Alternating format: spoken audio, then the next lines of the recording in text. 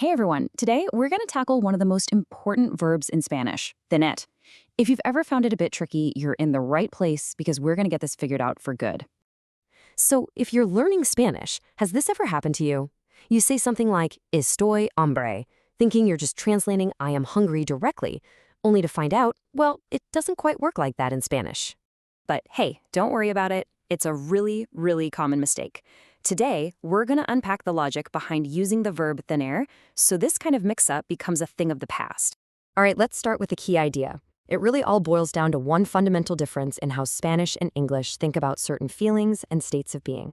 Okay, check this out. In Spanish, you think of sensations as something you possess temporarily, kind of like you're holding it in your hands. That's why you say, tengo frío. You have cold. But in English, it's totally different, right? The feeling is part of your state of being. You don't have it, you are it. I am cold.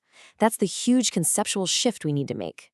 So let's see how this plays out with some practical, everyday examples. We'll look at both physical and emotional feelings. You can see the pattern here really clearly. For these physical feelings, Spanish uses tener plus a noun, the name of the feeling, like frío, calor, or hambre. But English, we use to be plus an adjective, a word that describes you. It's just two completely different ways of thinking about it. This picture sums it up perfectly. The person isn't being thirst, right? They have the feeling of thirst. It's a temporary need they possess, and hopefully they're about to fix that.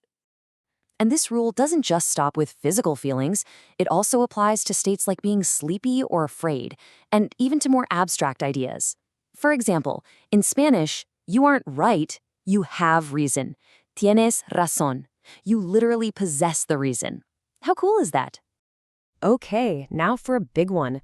Let's talk about a use of tener that trips up almost everyone when they're starting out, talking about your age.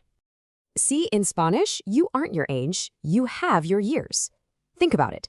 Every year you live is another year you collect, that you possess. That's why you always, and I mean always, use tener to state your age. Tengo 25 años. All right, so with all that in mind, let's circle back to that mistake we talked about at the beginning and see exactly why it happens. This right here, this is what happens when you think in English but try to speak in Spanish. It's a classic word-for-word translation.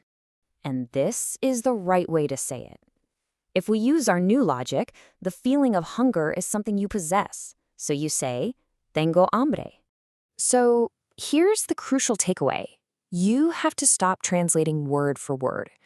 The mistake isn't really about grammar, it's about the concept.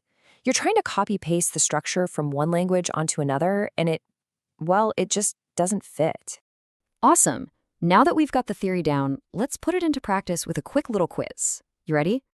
Just think back to our rule. Is fear something you are or something you have? Exactly. Tengo miedo. You possess the fear. You got it. Fantastic. Let's try another one that's a little more abstract. How would you say, I am lucky in Spanish? That's it. Following the exact same logic, luck is something you have, not something you are. So the correct answer is, tengo suerte. All right, great job. To wrap things up, let's boil everything we've learned down into one simple golden rule you can use anytime.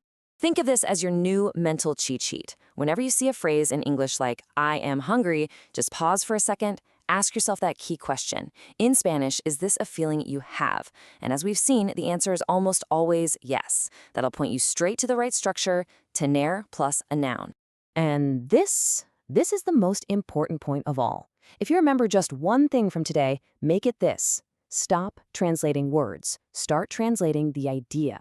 Once you make that mental switch, you won't just master the verb tener, you'll be a huge step closer to actually thinking in Spanish.